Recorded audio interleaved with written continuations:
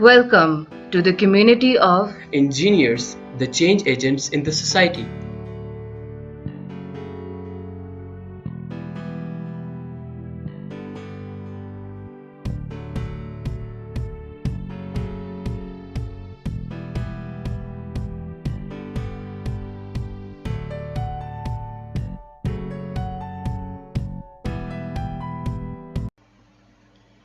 Now we will discuss Hooke's law. As we know in mechanics of materials, we deal with the real bodies which are deformable bodies. So all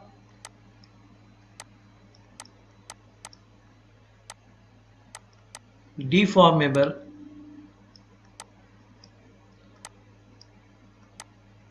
materials deform upon loading.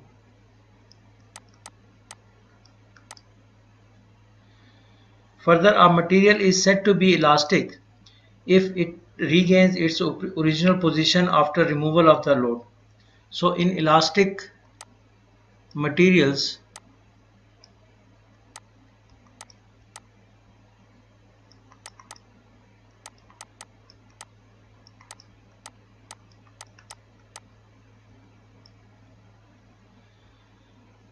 the stress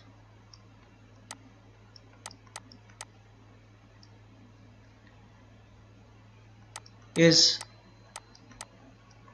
proportional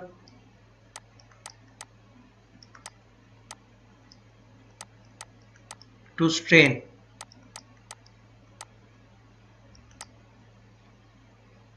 Now this stress is proportional to the strain is known as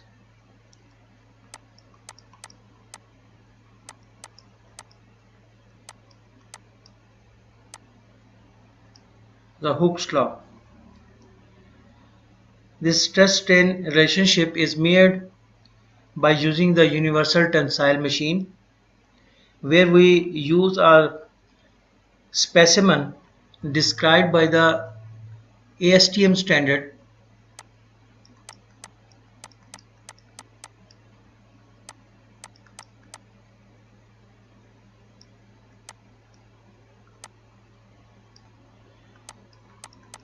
E8. The length and width of the specimen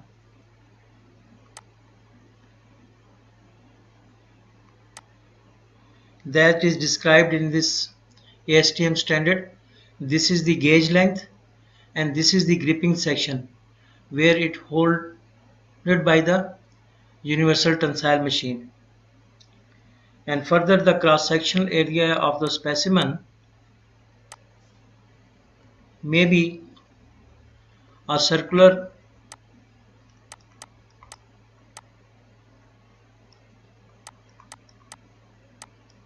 cross section or of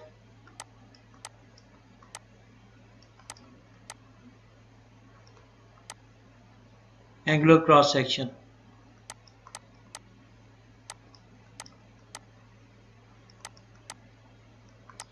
This circular cross section specimen is also termed as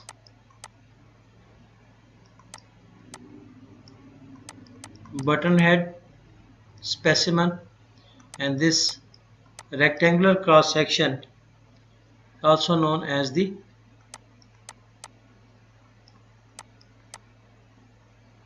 dog bone cross section. Now if we see the specimen here, this is the gauge line. Let's say this is L0. This is the gripping section, and once we applied a load,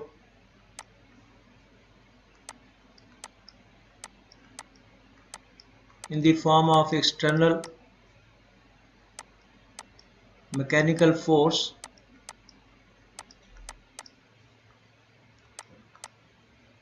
and once the force increases, the length of the specimen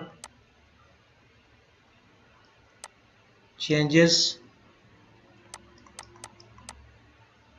from the initial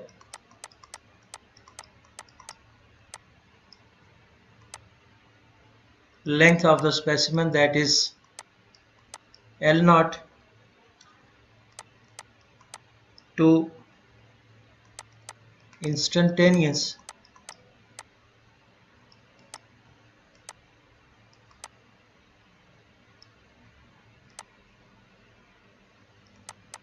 length L. So we know that the change in length is the elongation or the deformation. Elongation with this particular tensile force or tensile load. So this deformation or the elongation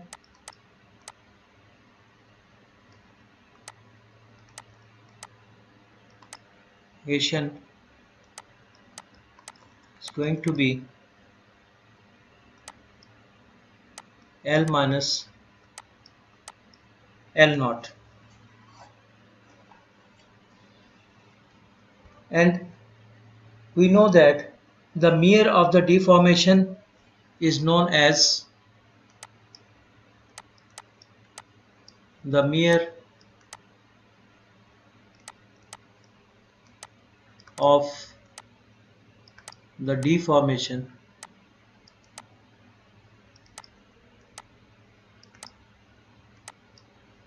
in this case elongation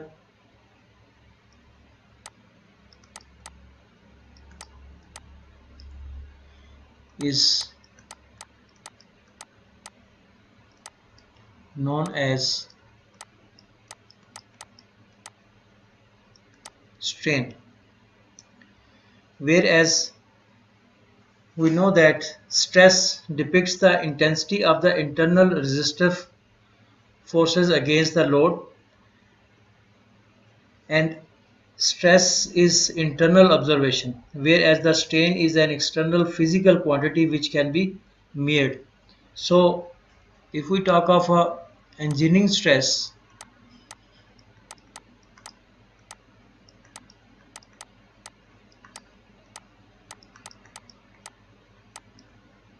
that is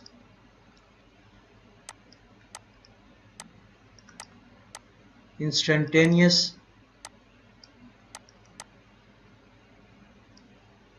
force upon the initial cross-sectional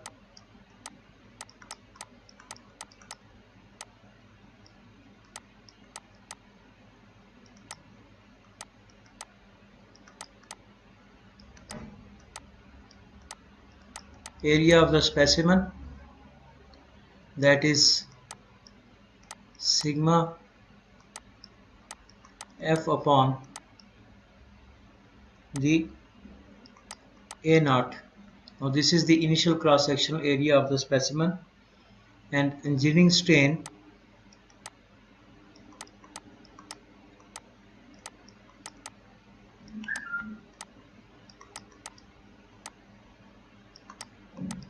is going to be elongation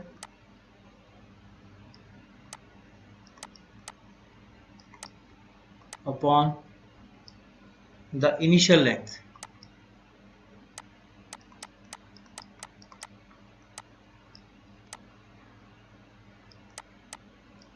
So epsilon is equal to the change in length, that is L minus L naught upon the initial length.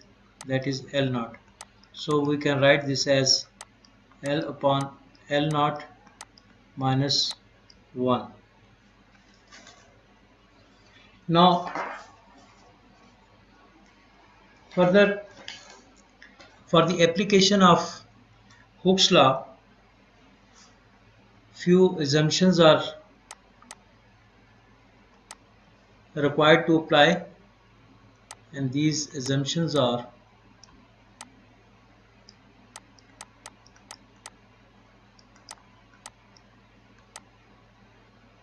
for the application of the Hooke's law, the first, chemical composition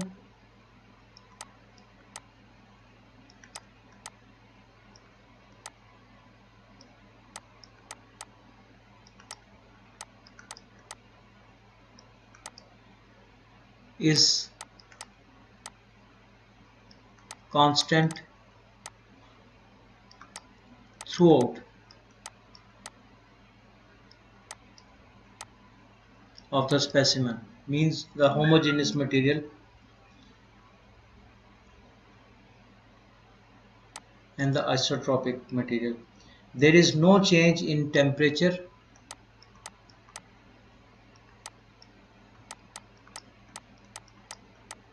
no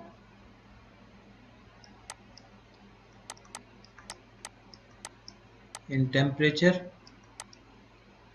during loading.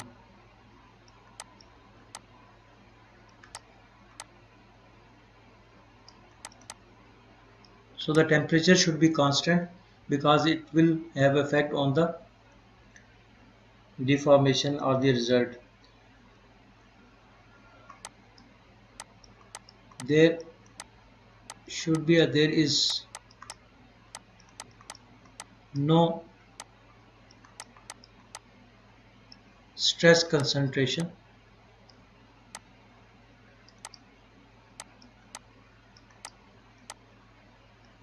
means the material should have prismatic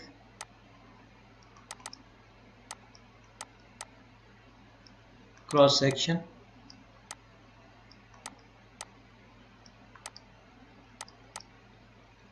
The surface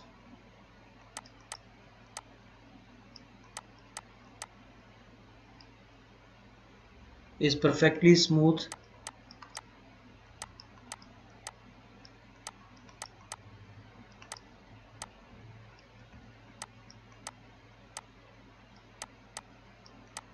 means once we take a look at the specimen of the surface, maybe there is a waviness on the surface that is not perfectly smooth. Apparently, once we see with naked eyes, this is a very smooth surface. But once we take look from the microscope, we may find some waviness. And because of that, we know that the stress is equal to the force, the applied load upon the cross-sectional area. And once there is a less cross-sectional area, let's say at here, the cross-sectional area is reduced. As a result, we are going to get the higher value of this stress. So we should take care that there is a perfect or the smooth surface, and the cross-sectional area that is prismatic. There is no discontinuity in the specimen. Then the Hooke's law will follow, and Hooke's law says that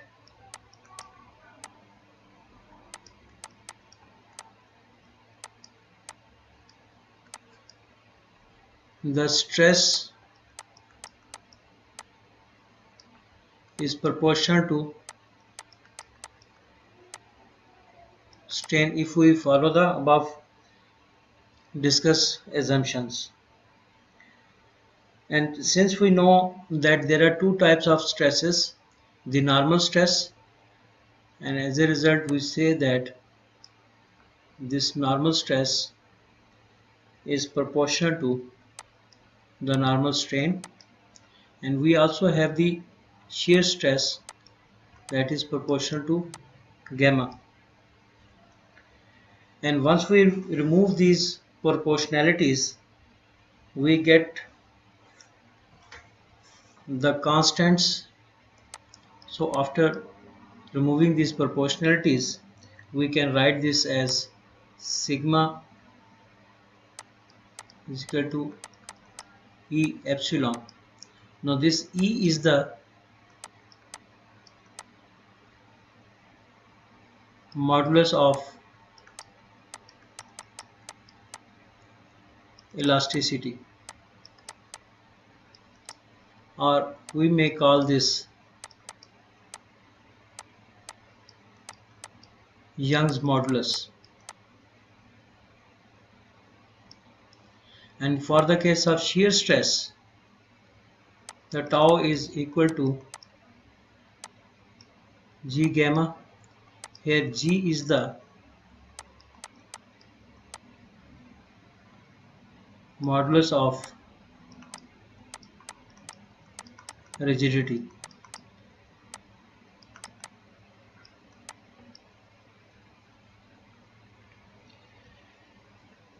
As we know that strain is mere of the deformation which can be measured by instruments and observations. However, we cannot measure the or calculate the stresses directly using any of the instrument or equipment. Thus, whereas the stresses can be calculated using constitutive equations and the compatibility equations. Since we say that stress is a, using Hooke's law, stress is a function of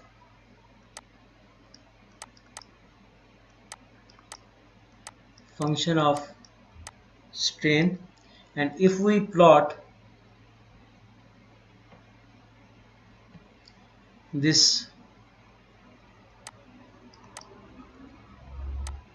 stress strain curve on a plot, now this is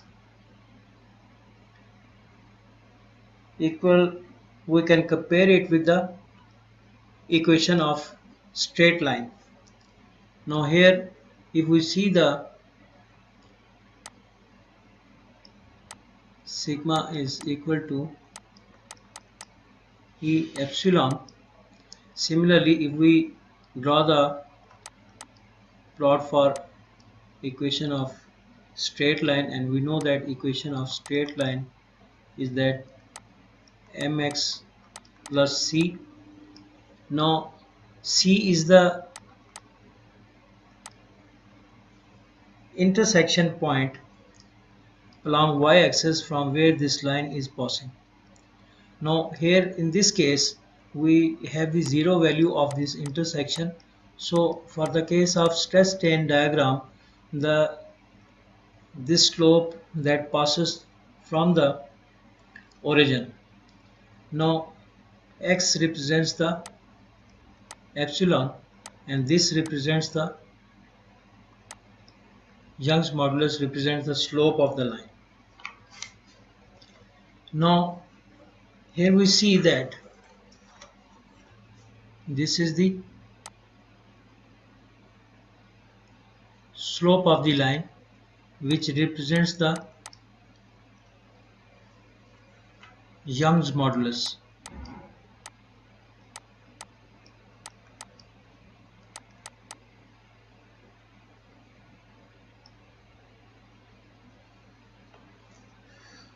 Here the material will be linear elastic material, or the material which follows the Hooke's law, and the slope of this line, that is the Young's modulus or modulus of elasticity. However, this is not possible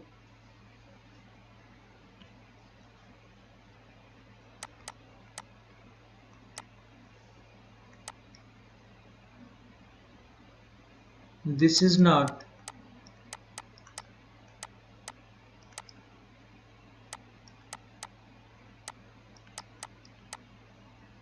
possible that the stress strain relationship is applicable for infinite load. The relationship will be applicable for a particular load, and up to that state or stage, this relationship is known as limit of proportionality, means the Hooke's law is being followed up to that very stage. So we can define as the limit of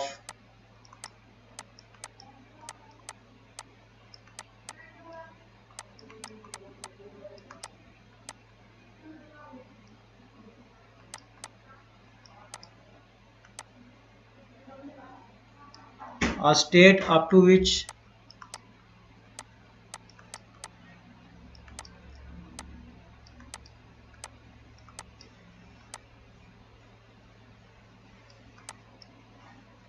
the material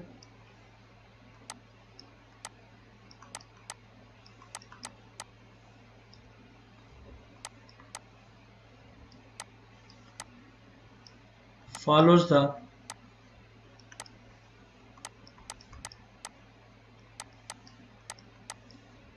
Hooke's law, means the relationship of stress strain that is being followed or applicable. Now, if we see the Young's modulus,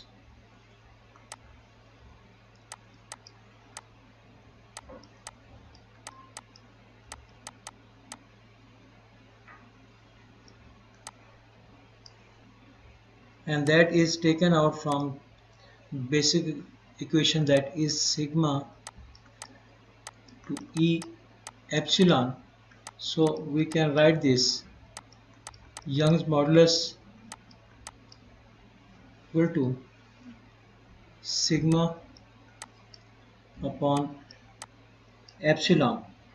As far as the units are concerned of this Young's modulus or modulus of velocity, since we know that the epsilon, the strain, is unitless quantity, so the units are going to be same as of the stress, that is Newton per meter square, which is Pascal. Now if we take the example of two materials, let's take two materials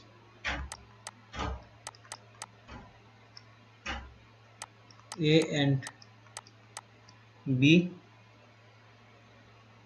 and we represent the slope of these both the materials in the form of stress strain plot, and we know that the modulus of velocity A material, that is greater than modulus of Young's modulus than B. And if we plot these two materials curves on the stress strain plot, here we see this is the slope for material A and this is the slope for material B, and we know that the slope of material is high than the slope of material B, or the modulus of velocity, a Young modulus of material A, is greater than Young's modulus of material B. Now if we take any value of stress, let's say this sigma 1, and we draw a horizontal line, and from where this is cutting these two slopes, So if we take, so this is going to represent the value of strain for material A, and this would be the value of strain in material B. Now here the strain A is the value at stress sigma 1 for material A. Now epsilon B is denoting the value at sigma 1, same for material B.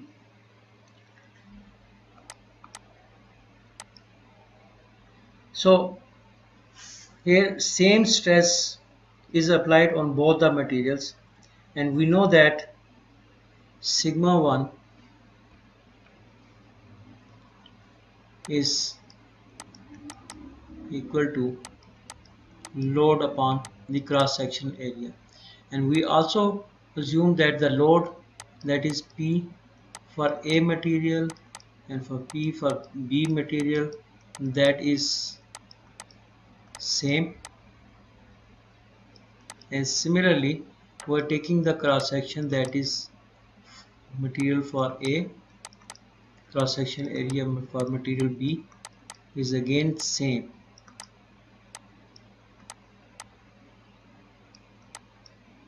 So similar conditions, but we know that after plotting these, we know that the epsilon of material B is greater than epsilon of material A. So it indicates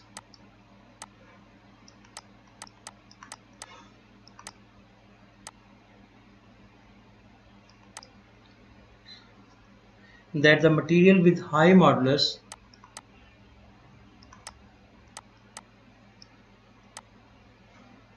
material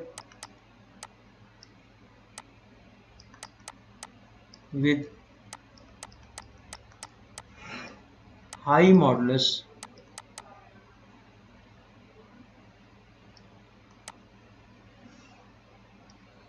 will give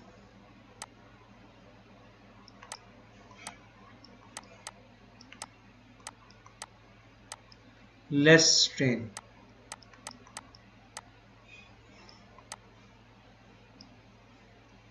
Means the material is more rigid, and by increasing the value of this Young's modulus or modulus of rigidity, the rigidity also increases, means the material will pose more resistance in deformation, which is known as the stiffness. So we can say that the Young's modulus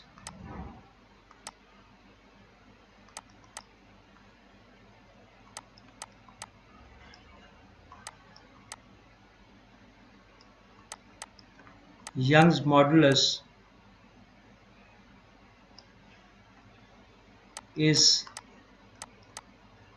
the measure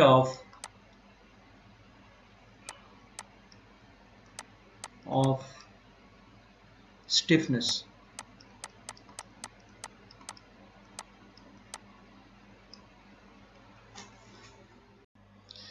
We classify the materials as elastic materials and plastic materials. Now elastic materials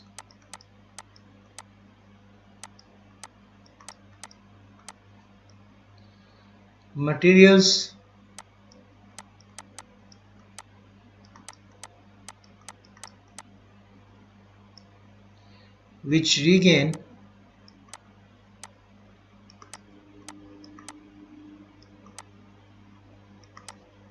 its original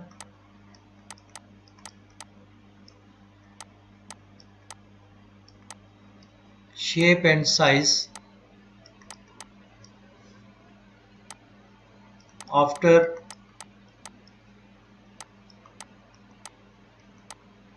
removal of the applied load, whereas plastic materials are those materials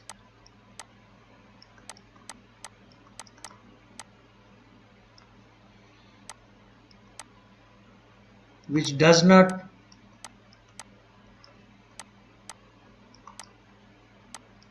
regain its original shape and size after removal of the applied load. Now, basing on these elastic and plastic behavior of the material, we go for other category of materials, that is ductile materials and brittle materials. Now, ductile materials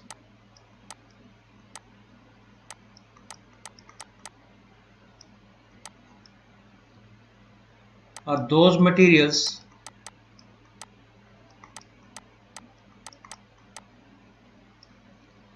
which does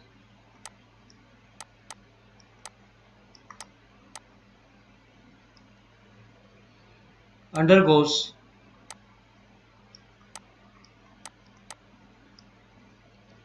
large degree of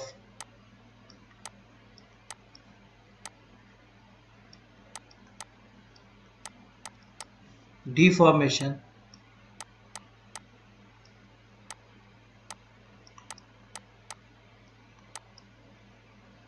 prior to the final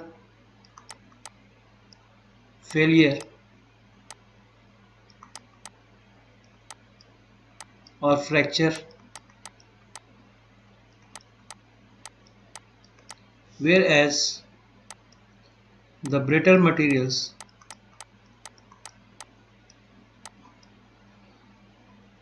are those materials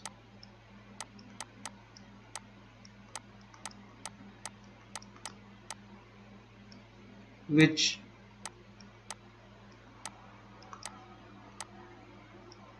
does not undergo or show significant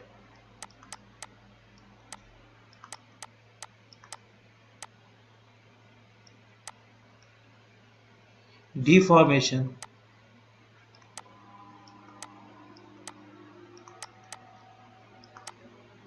prior to the final failure or fracture.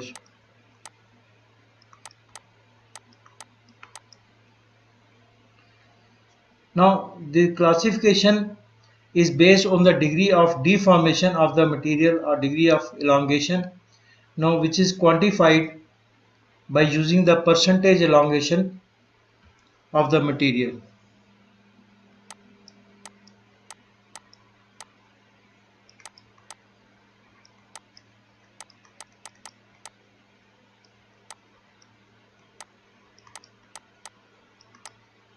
Of material.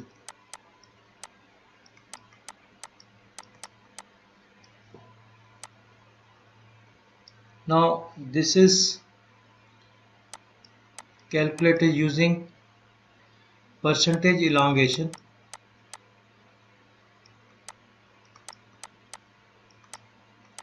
is equal to the final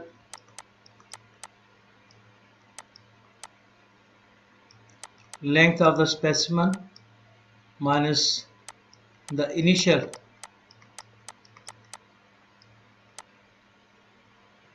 length of the specimen upon the initial length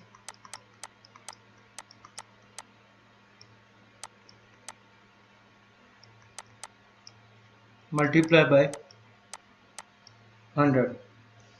Now if the percentage elongation is greater than 15%, which indicates the material is complete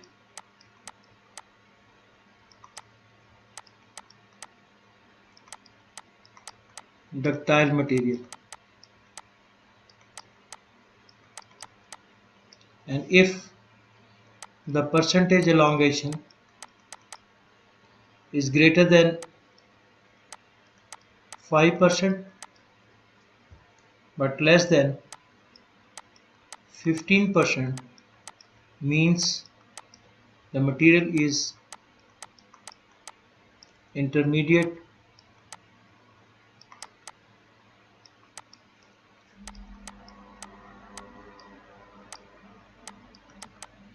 ductile material. And if the percentage elongation is less than 5%, means the material is brittle material.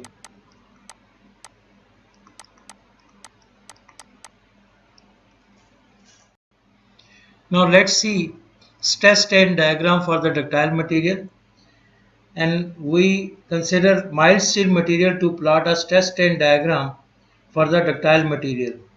Mild steel material is also known as the structure material. Now on vertical axis we are showing the stress, and on horizontal axis we are showing the strains. Once there is no load, so at the origin we have zero stress value and zero strain value. Now once the load is applied, the stress strain curve emerges in an inclined straight line. So it means it follows the Hooke's law. So till point A it follows the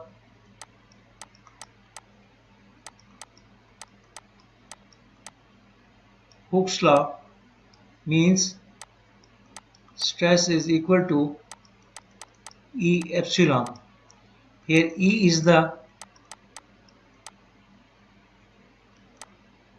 modulus of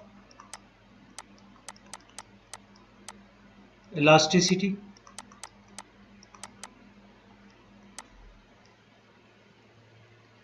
and which is constant, means the slope of the line, that is indicating that stress is proportional to the strain. So this point is known as the limit of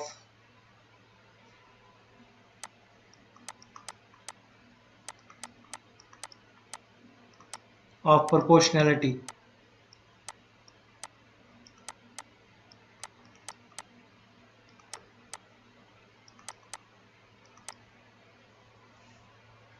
Which is defined as the state up to which the material follows the Hooke's law, that is the limit of proportionality. Now upon further application of the load, the curve is now not following the Hooke's law, but the material still behaves in the elastic manner. Means on removal of the applied load, the material will follow its backward path. So till point B, the material follows the elastic behavior. So point B is, this point B is known as the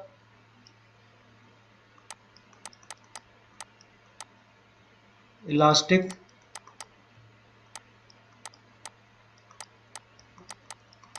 limit. Means till point B, the material follows the elastic limit. On removal of the load, it will follow its backward path. Now upon further application of the load, let's say till point C. Now on removal of the load, the material does not follow its backward path. So this point C is labeled as the upper yield point from where the yielding starts. Now as we know that the stress is the internal resistive force of the material in response to the externally applied load. To understand yielding, let's say we have a specimen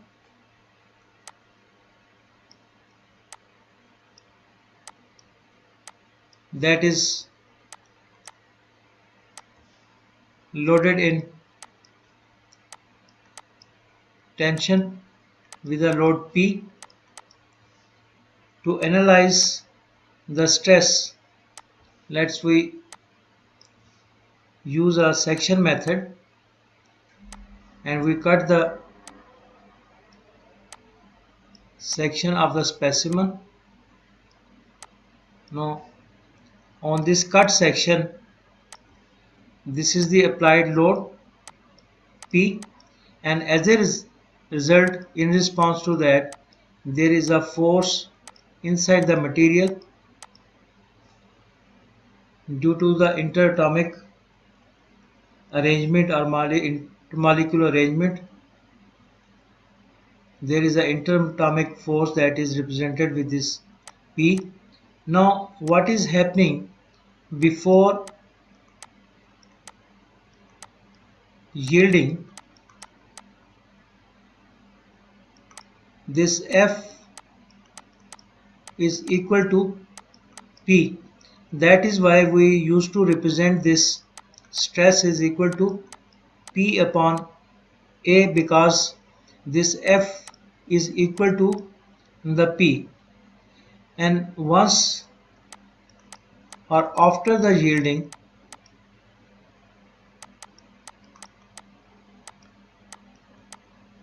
what happens?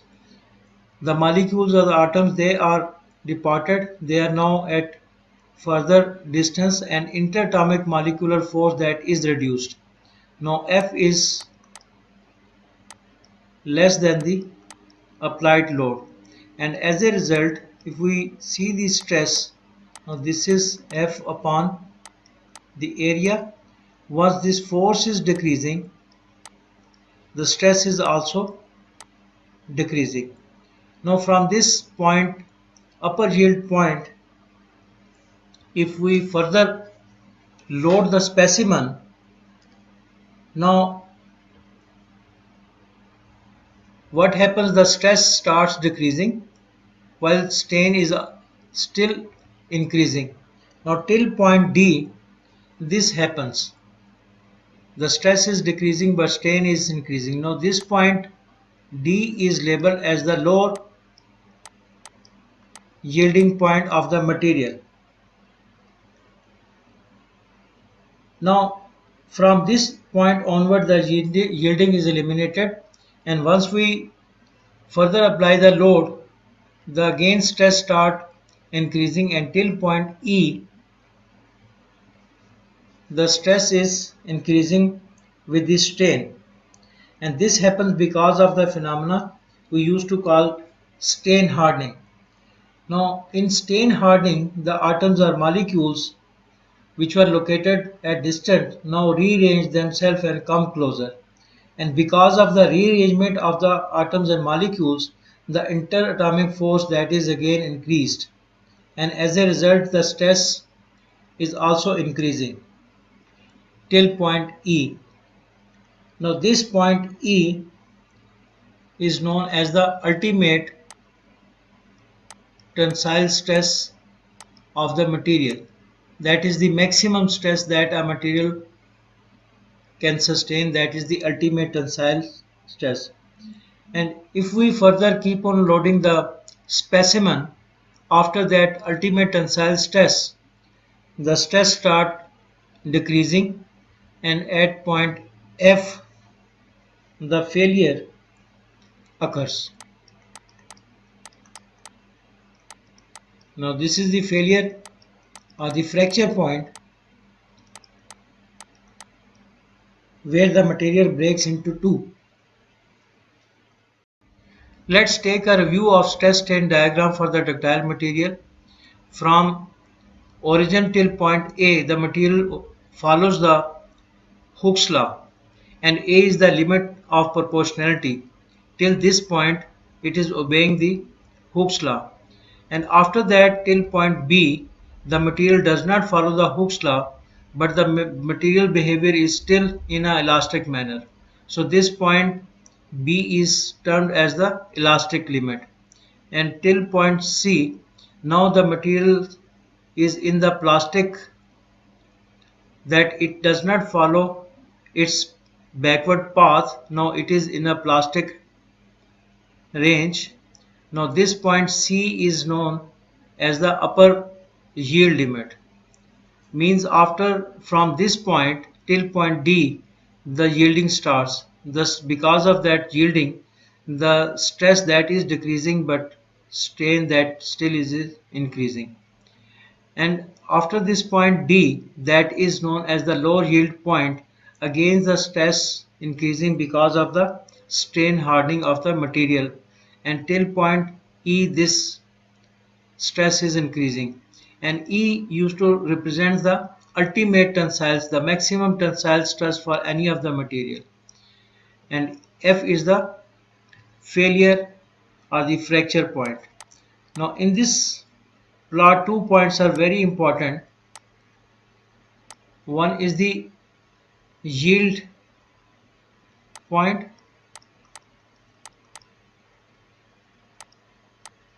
yield stress. Normally for ductile materials this yielding is taken as a strength criteria, and the second is the failure where the material breaks into two. Now if we take a look for the brittle material, now similarly on vertical axis the stress is shown, on horizontal axis the strain is shown, and upon once there is no load at the origin the stress value is 0 and the strain value is 0.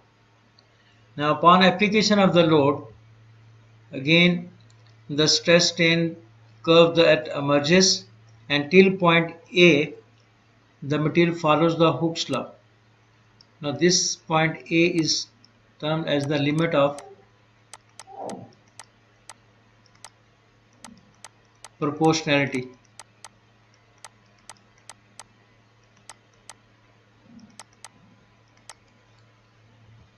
Now till point B the material does not follow the Hooke's law, but still it is behaving in an elastic manner, and after that at point C suddenly the failure occurs or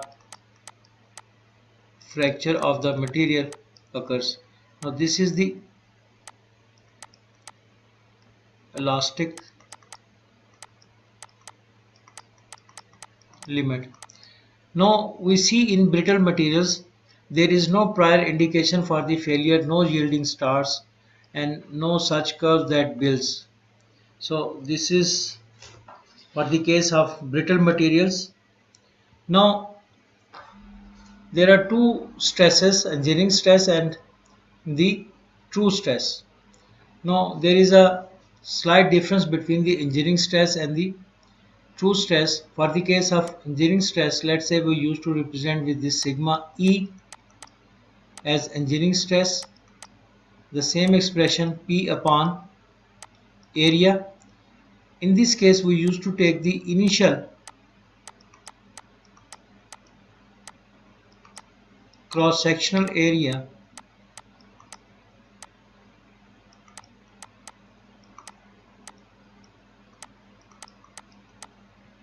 of the specimen, whereas for the case of or for the calculation of true stress let's say represented with sigma t, same expression P upon A.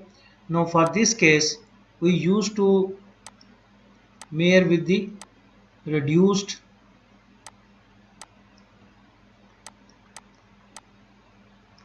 cross sectional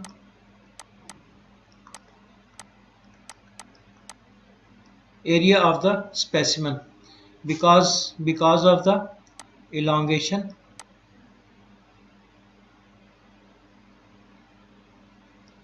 there is a reduction. Let's say this is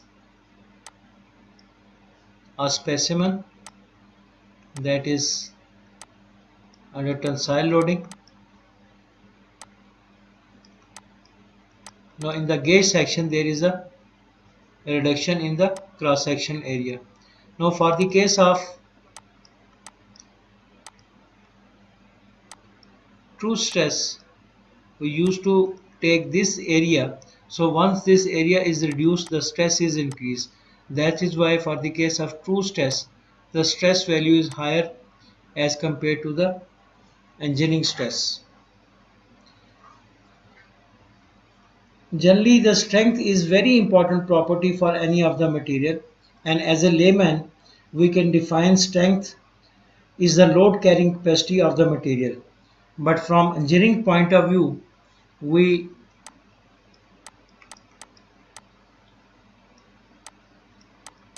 used to express or define strength as the maximum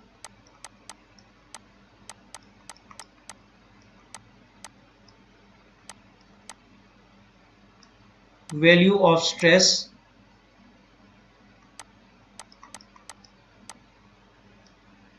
which a material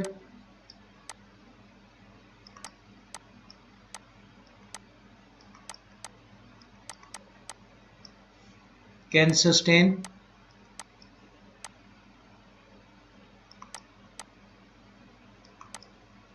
without failure.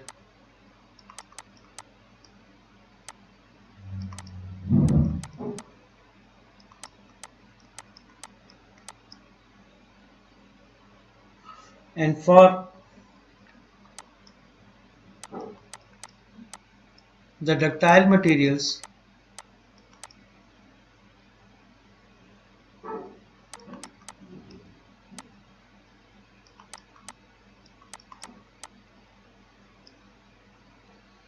normally we used to take yield strength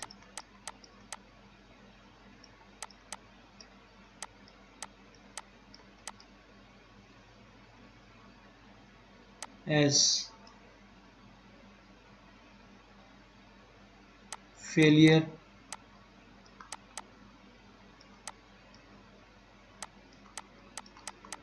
criteria. Now with this we end our discussion here.